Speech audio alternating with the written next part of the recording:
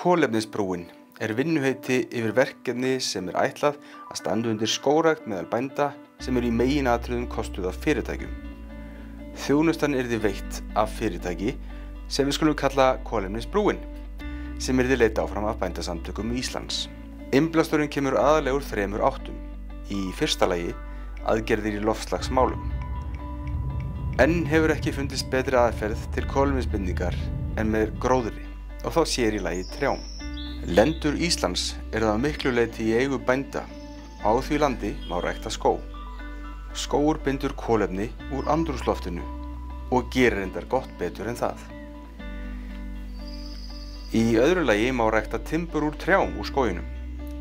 Með því hægt að búa til fjárhagslegan ávinning fyrir bóndann og samfélagið.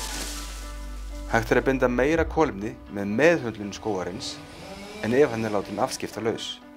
Með réttri meðhöndlun má einnig auka verðmætasköpunina. Í þriðja lagi yrði öll ræktunin vottuð. Stærstu kostunaraðilarnir yrðu stórfyrirtæki sem myndu greiða fyrir skógræktina og fá kolefnisinneign eða carbon credit í staðinn sem notuð á alþjóðavísu. Skógræktin yrði þar með vottuð eftir ströngum alþjóðlegum viðmiðum. Lítum nánar á þessi 3 atriði. Þetta allt í loftinu. Allt snýst þetta kolefni. Kolefnisbinding, kolefnisnotkun og kolefnisinneign. Hvað kolefnisbinding? Andrúmsloftið út allt. Dýr andar að sér andrúmslofti. Nýtir súrefni í því og skilar koltvísýringi í andrúmsloftið. Þau gefa líka aðra lofttegundir frá sér, en það önnur saga. Koltvísýringurinn sem dýrin gefa frá sér nýta plöntur sér til uppvaxtar. Með hjálp frá sólinni draga þau inn kolefnið úr andrúmsloftinu og breyta í fast sýnilegt efni, svo sem trjából, rætur og lauf. Trén gefa auk þess frá sér súrefni aftur út í andrúmsloftið.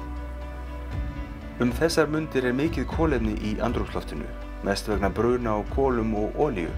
Það veldur því að loftið mettast meira og meira af kolefni. Þessi mengun hefur áhrif á lífið á jörðinni, en það ætti öllum að vera orðið kunnugt. Flest þekkjum við orð eins og loftslagsbreytingar, hlýnun jarðar, súrnun sjávar, Kyoto, Parísar sáttmáli eða Bonn áskorun. Það því eftirsóknarvert að binda eitthvað af þessu kolefni aftur í fast form.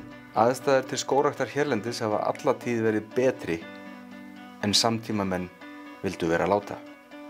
Skógrækt því afbragðskostur til kolefnisbindingar. Hvað kolefnisnotkun? Notkun á kolefni og eiginlega við allt. Og það kolefni allstaðar. Hér þó átt við það kolefni sem í föstu formi sem tré. Tré sem vex í skógi myndar skjól, heimili fyrir fugla, bætir jarðveg, miðlar vatni í öllum formum, svo sem ís, vökva og loft, svo fátt eitt sé nefnt. Tré sem fellt og dregið út úr skógi að megninu til kolefni og vatn. Nú tré má nota á ýmsan máta. Líklega timbur það sem við flest þekkjum, borð og plankar.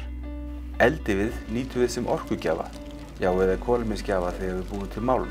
En tré býður upp á fleiri möguleika, svo sem dísil, textíl og plast. Hvað kolefnisinneign?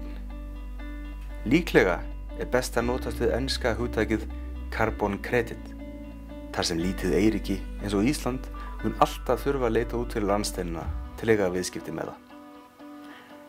Kolefni virðir engin landamæri. Carbon credit eins konar alþjóðlegur gjaldmiðill. Gjaldmiðill sem gengur kaupum og sölum. Fyrirtæki sem mengar mikið getur keypt sér losunarheimild á kolefni. Fyrirtæki sem losar 100 tonn af kolefni á ári getur annarkvort bætt við losunina með kaupum á carbon credit eða staðið sjálft í að binda það kolefni sem það losar. Það yrði að sjálfsögðu gert með skógrækt. Hlutlaus, alþjóðlegur vottunaraðili tæki skógræktina út eftir ströngum kröfum.